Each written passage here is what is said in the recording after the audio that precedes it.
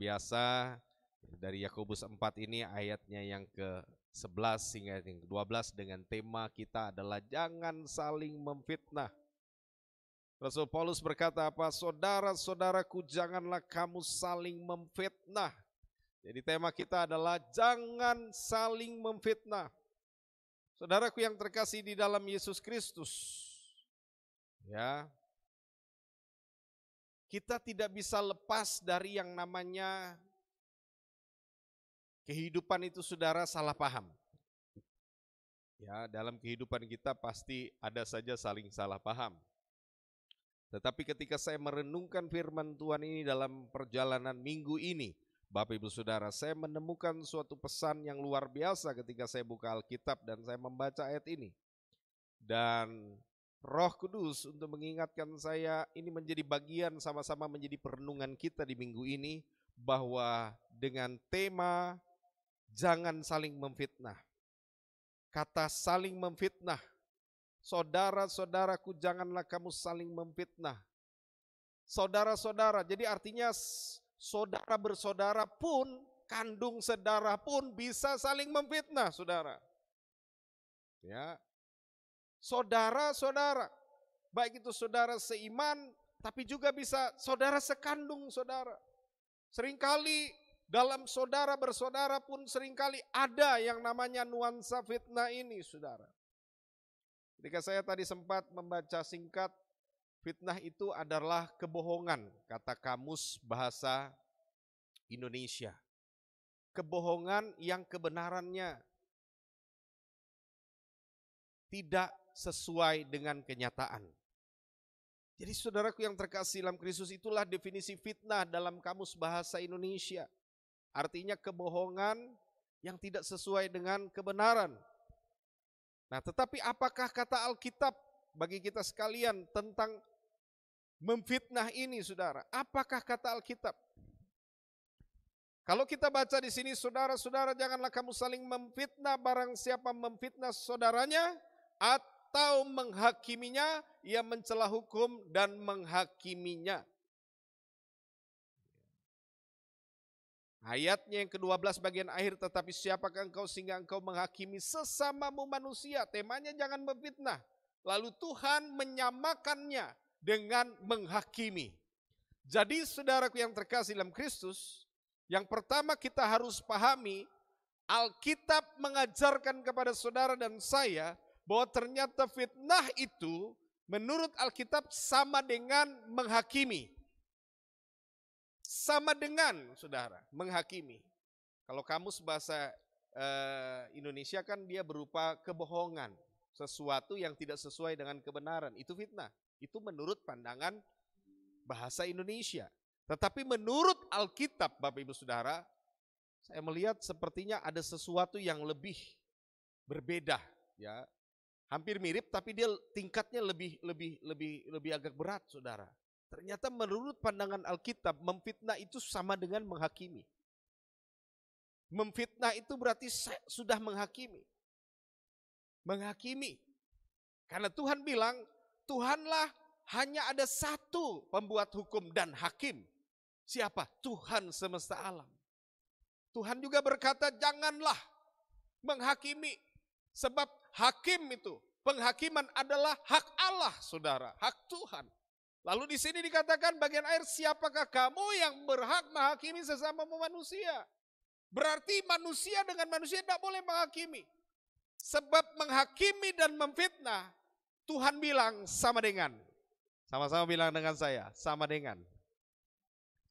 Kalau kata sama dengan itu, saudara, kurang lebih ya, dia sama. Sederajat, tingkatnya sama. Sama dengan, saudara, memfitnah dan menghakimi menurut pandangan Alkitab. Dari kitab Yakobus pasal 4 ayat 11 dan 12, bahwa di sana dikatakan jelas, orang menghakimi, dia juga memfitnah. Dia yang memfitnah berarti juga menghakimi. Menghakimi berarti juga memfitnah. Itu, saudara, manusia seringkali menggunakan apa? Perspektif manusia juga untuk menghakimi. Kalau penghakiman itu, saudara, dari manusia, larinya akan menuju fitnah. Maka dari itu Alkitab mengajarkan kepada kita, jangan memfitnah, jangan menghakimi. Karena memfitnah dan menghakimi sama hukumnya saudara. Sama hukumnya. Jadi di hadapan Tuhan, jangan menghakimi, jangan memfitnah. Kalau kita bisa renungkan, sebenarnya dalam kehidupan kita memang seperti itu. Ya kita bisa melihat, orang lain ini kenapa dia begitu. Nah, lama-lama kita sudah menghakimi dia. Dengan sama kata juga kita sedang memfitnah dia. Belum tentu pandangan kita itu, perspektif kita itu sama dengan keadaan nyatanya. Sehingga dengan kita mulai membicarakan yang tidak benar, kebohongan muncul, kita menghakimi dia, kita juga memfitnah dia akhirnya saudara. Nah ini saudara, mari kita jauhi. Siapapun dia, saudara dan saya pasti juga kita pernah melakukan hal ini saudara. Saudara dan saya, tidak luput.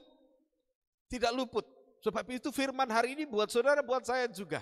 Sebab kita sedang diingatkan Tuhan dalam hidup ini kita tidak boleh saling memfitnah. Memfitnah ini juga sering terjadi juga saudara di mana? Di kantor, di tempat kerja, di perusahaan kita bekerja. Ya, di dunia usaha kita bekerja.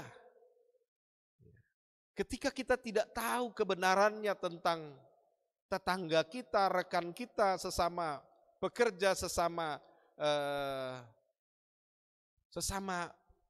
anggota, lalu kita mulai menceritakan sesuatu yang kita hanya lihat dari mata kita saudara, kita tidak tahu aslinya seperti apa, maka itu larinya menuju fitnah. Dan fitnah sama dengan menghakimi sebelum waktunya. Dan yang bahaya saudara, ketika kebenaran muncul, semua yang kita nyatakan, semua yang kita hakimi, semua yang kita fitnahkan terlihat dan kita akan dipermalukan. Oleh sebab itu saudaraku yang terkasih, Roh Kudus saya percaya sedang mengingatkan saudara, mengingatkan saya. Kita lebih baik diam kata firman Tuhan, karena diam itu emas. Haleluya. Karena kalau kita lebih banyak bicara kata Tuhan, dalam setiap kata-kata dan banyak bicara pasti ada hukuman. Jadi saudaraku yang terkasih dalam Kristus, yuk kita tidak tahu kebenarannya, kita diam. Amin. Kalau kita belum tahu kebenarannya lalu kita mulai cerita apa yang kita lihat saja, apa yang kita dengar sepotong dan sepenggal itu saudara, akan berdampak dan berakibat kita menjadi seorang yang memfitnah. Dan juga menurut Alkitab memfitnah berarti menghakimi. Haleluya. Ya, kita lihat lanjutannya Bapak Ibu Saudara. Ya, boleh bantu klik.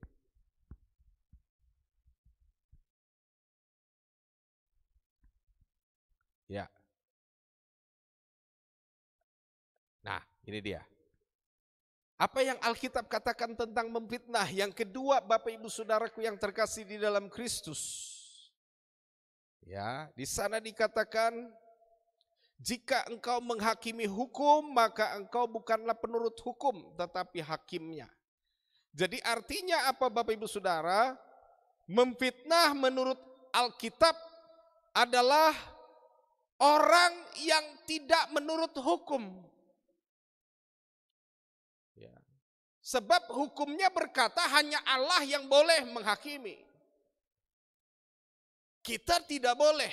Maka dari itu saudara dikatakan bahwa orang yang memfitnah sesamanya, orang yang menghakimi sesamanya adalah orang yang melanggar hukum Allah, saudara. Melanggar hukum firman, melanggar kewenangan dia sebagai manusia dan mengambil hak Tuhan sebagai hakim. Saudaraku yang terkasih dalam Kristus, kita tidak boleh yang namanya memfitnah. Karena orang yang memfitnah menurut firman ini saudara jelas sekali, Yakobus 2 ayat 11. Siapa yang menghakimi, yang memfitnah, dia bukanlah penurut hukum. Dia main hakim sendiri. Dia mengambil bagiannya Tuhan sebagai hakim. Ingat baik-baik saudara, kita bukan Tuhan. Amin. Hak Tuhanlah menjadi hakim saudara. Jadi artinya orang yang memfitnah adalah orang yang melawan hukum-hukum Tuhan, melawan perintah Tuhan, melawan kehendak Tuhan. Di dalam dunia ini saudara kita tidak bisa luput ya. Maka dari itu saudara kita Mungkin pesan Tuhan ini mungkin untuk minggu berjalan ke depan kita semua jaga. Ya kita tidak tahu saudara, kadang-kadang apa yang kita dengar kabar dari orang, isu dari orang, kita pikir itu benar, jangan. Karena kalau kita tiba-tiba langsung mengambil sebuah keyakinan apa yang disampaikan orang itu benar, maka kita menjadi hakim sebelum waktunya, kita menjadi pemfitnah sebelum waktunya. Nah, bagaimana kita lihat di sini? Mengapa seseorang memfitnah menurut pandangan Alkitab? Kita coba buka saudara. 1 Tesalonika, ya. Mengapa seseorang menjadi pemfitnah, Bapak Ibu Saudara? Apa yang dikatakan Alkitab menurut Alkitab? 1 Timotius 6 ayat 4. Ya, Bapak Ibu Saudara, coba kita buka 1 Timotius 6 ayat 4. Ini menjadi perenungan kita yang sungguh luar biasa, Bapak Ibu Saudara, bahwa hari ini tentang memfitnah ini. Nah, dari manakah asalnya sehingga seseorang bisa menjadi seorang pemfitnah?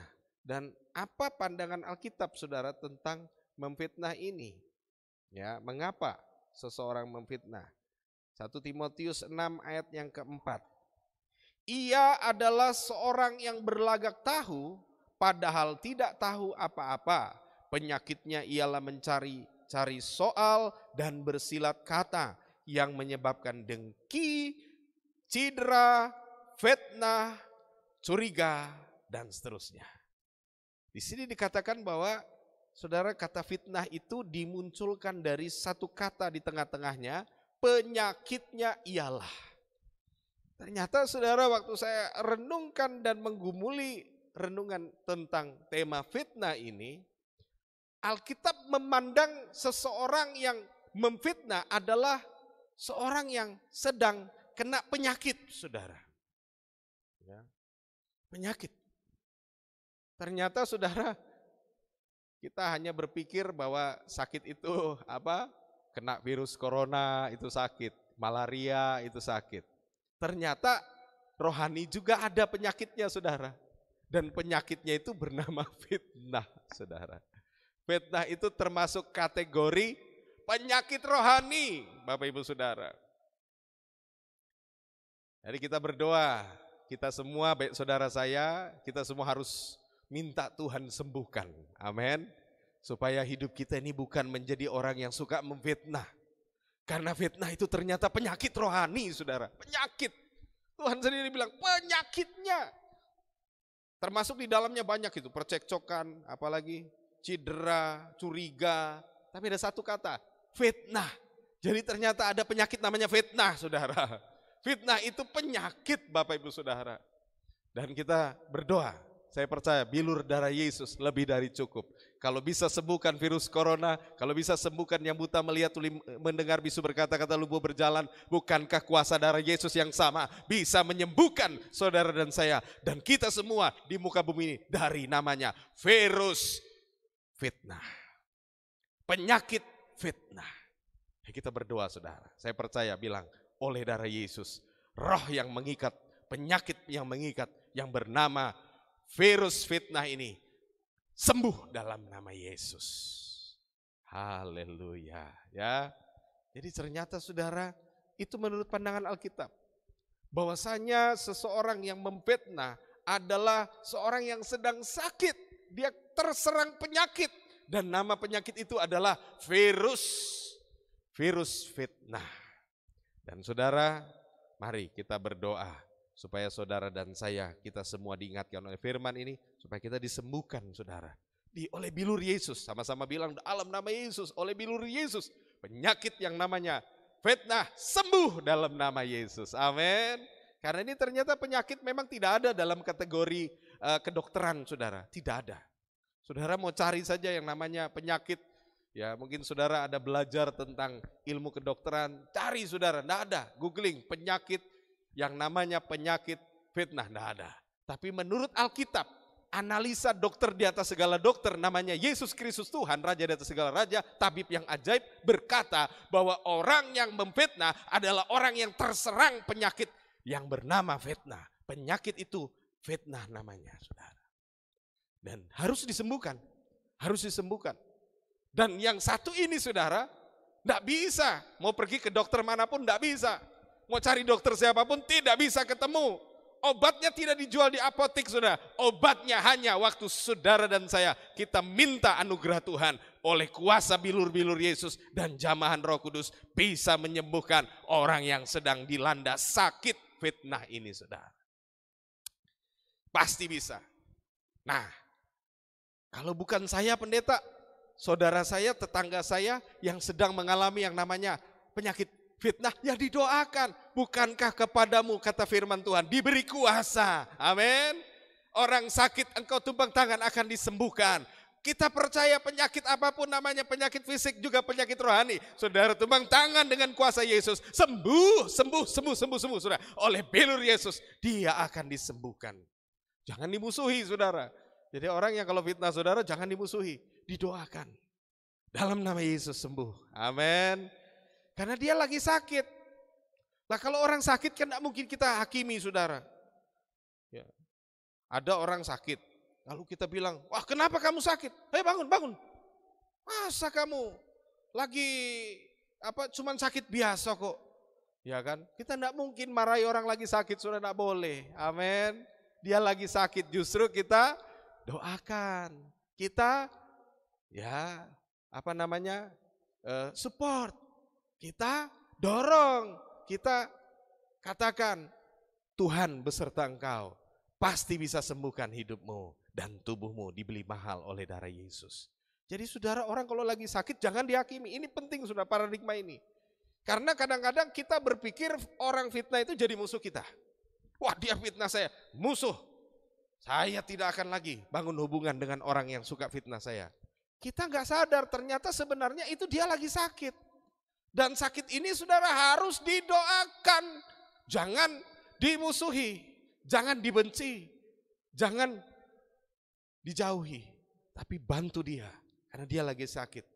Jadi kalau ada sahabat saudara, teman sekantor, teman seanggota, teman dalam karyawan, pasti ada yang suka fitnah-fitnah. Jangan kita musuhi. Dia lagi sakit, doakan dia. Haleluya. Kapan perlu rangkul, doakan dalam nama Yesus. Kamu pasti disembuhkan oleh Tuhan dari penyakit ini. Amin, Bapak Ibu Saudara. Ya, yang kedua kita lihat orang sakit itu paradigma Alkitab. Yang pertama adalah dia sakit. Kemudian yang kedua, Bapak Ibu Saudara, mengapa seorang memfitnah menurut pandangan Alkitab? 1 Petrus 4 ayat 4. Coba lagi kita buka Saudara. 1 Petrus 4, 1 Petrus pasal 4 ayat yang keempat. Sebab itu mereka heran bahwa kamu tidak turut mencemplungkan diri bersama-sama mereka di dalam kubangan ketidaksenonohan yang sama, dan mereka memfitnah kamu. Saya ulang sekali lagi, sebab itu mereka heran. Mereka heran, lalu memfitnah. Jadi apa artinya? Yang kedua saudara, orang yang memfitnah adalah mereka yang heran. Heran, kenapa orang yang difitnahnya itu tidak sama seperti dia. Dia hidup dalam cemplungan dosa, cemplungan kekotoran, loh kenapa dia tidak? Maka niat hatinya menjadi memfitnah. Karena apa? Heran. Coba kita lihat kata heran ini menurut bahasa Yunani, ya. Di sana dikatakan apa? Senitso, ya, senitso, yang berarti mengherankan bagi dia, mengherankan, aneh, keanehan, kebaruan. Buat dia tuh sesuatu yang baru, mengejutkan. Dia kaget. Ya, loh kenapa ya kok tiba-tiba dia bisa sukses? Kaget saudara. Muncul fitnah. Loh kenapa ya kok tiba-tiba dia bisa keluar sebagai pemenang? Kaget dia. Wah kaget. Heran dia. Kemudian ketika dia heran, muncullah bayangan atau gambaran pribadinya dan paradigmanya sendiri, bukan paradigma kebenaran, lalu dia mulai memfitnah. Jadi artinya saudara, pemfitnah adalah orang yang difitnahnya itu telah bertindak, berperilaku sesuatu yang baru baginya, sehingga merasa aneh, kaget, dan terkejut. Ya.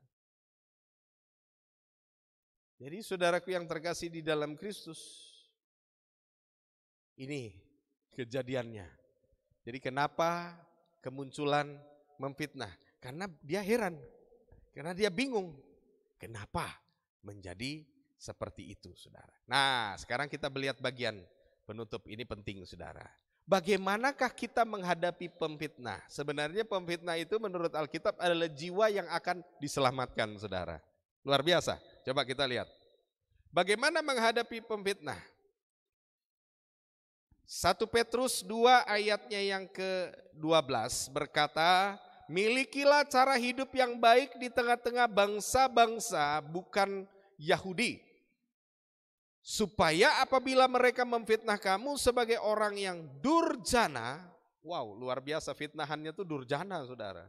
Sesuatu yang orang yang hidup yang sudah kacau balau, itu fitnahannya. Mereka dapat melihat dari perbuatan-perbuatanmu yang baik dan memuliakan Allah pada hari Ia melawat mereka. Jadi saudara, cara hidup yang baik, itulah cara untuk bisa menghadapi pemfitnah. Ya, cara hidup yang baik. Jadi teruslah berbuat baik sampai semua pemfitnahmu memuliakan Tuhan pada hari Tuhan melawat para pemfitnah. Sebab Yakobus 4 ayat 11 berkata, janganlah kamu saling memfitnah, tema kita. Tuhan melarang kita saling memfitnah, kenapa?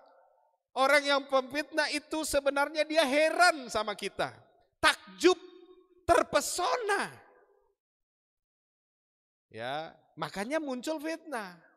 Nah sebenarnya netizen-netizen yang seringkali komentarnya itu saudara negatif, sebenarnya dia itu lagi terpesona sama dirimu. Haleluya. Ya, dia lagi terpesona, tinggal diarahkan lalu dia akan memuliakan Tuhan. Amin. Tinggal diarahkan lalu dia memuliakan Tuhan. Sebenarnya saudara, orang yang memfitnah karena Tuhan mau selamatkan, itu jiwa saudara yang harus diselamatkan. Makanya tadi kan dibilang lagi sakit, didoakan supaya yang korslet jadi connect, saudara. Haleluya. Jadi saya percaya dan yakin kalau firman ini datang buat saudara dan saya, kita tidak tahu di mana saja tuh pasti ada yang namanya pemfitnah. Sahabat sendiri bisa fitnah, orang yang disayangi bisa fitnah. Anak yang disayangi bisa memfitnah emaknya, bisa memfitnah bapaknya, bisa. Bayangkan sudah, orang yang sangat dia cintai juga bisa memfitnah dia. Bahkan orang yang diidolakannya bisa memfitnah dia. Tapi bagaimana cara menghadapinya? Teruslah berbuat baik, kata Rasul Petrus. Teruslah berbuat baik dengan perbuatan kebaikanmu sehingga satu saat pemfitnahmu akan berubah memuliakan Tuhan. Perbuatan baik adalah obat yang luar biasa menyembuhkan setiap para pemfitnah-pemfitnah itu, saudara. Jadi kalau saudara kita tanya, pendeta kira-kira bagaimana sembuhkan orang yang sakit memfitnah? 1, tumpang tangan doakan dia. Yang kedua, teruslah berbuat baik. Karena dengan berbuat baik engkau sedang memberikan pil, obat, kapsul yang bernama kebaikan. Saudara kasih dia vitamin kebaikan. Amin. Saudara tahu itu multivitamin yang menyembuhkan ya tubuh orang yang sedang menderita sakit fitnah. Dikasih suplemen, dikasih obat terus tiap hari. Sama siapa? Sama yang difitnah. Sembuh saudara. Amin. Akhirnya dia memuliakan Tuhan. Ya, saudara harus pahami ya. Orang-orang kalau memfitnah saudara itu bukan sebenarnya sakit hati. Sebenarnya dia heran.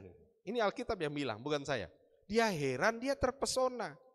Kok bisa sih dia enggak seperti saya? Kok bisa sih dia mencuat luar biasa? Kok bisa sih dia tiba-tiba diangkat, dipromosikan? Kok bukan saya? Sebenarnya saudara, mereka heran. Ya. Apakah masuk kategori cemburu? Tidak. Beda saudara. Fitnah, orang yang memfitnah itu bukan masuk di kategori cemburu, karena dia masuk di kategori heran. Sebenarnya dia tuh seperti terpesona gitu saudara. Ya, makanya tadi Tuhan bilang kasih obat, kasih multivitamin, namanya teruslah berbuat baik. Maka orang yang fitnah, dia akan sembuh dari penyakit fitnahnya. Yang korslet jadi connect saudara. Ya, yang korslet jadi lurus, connect ya, tersambung dengan benar.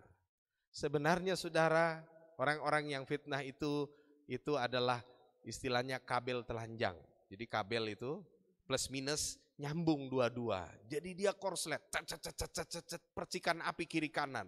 Nah, percikan api kiri kanan itulah suara-suara yang diakibatkan menyebabkan dia cerita-cerita orang itu. Jadi kabelnya itu lagi telanjang saudara. Jadi plus minus nyambung. Jadi percikan api kiri kanan. Doakan, kasih perbuatan baik. Balut dengan isolatif kebaikan saudara. Sehingga kabel yang tadinya terbuka, itu dia diplester dengan lakban yang bernama lakban doa, lakban apa? Lakban perbuatan baik, ya. Lalu mengakibatkan yang tadi korsleting jadi connecting. Amin. Sehingga mereka menjadi orang yang tidak lagi membawa arus-arus percikan api yang bisa menyebabkan kebakaran. Saudaraku yang terkasih dalam Kristus, jangan terpancing. Karena kalau kita menjadi orang yang terpancing, maka kita menjadi orang-orang yang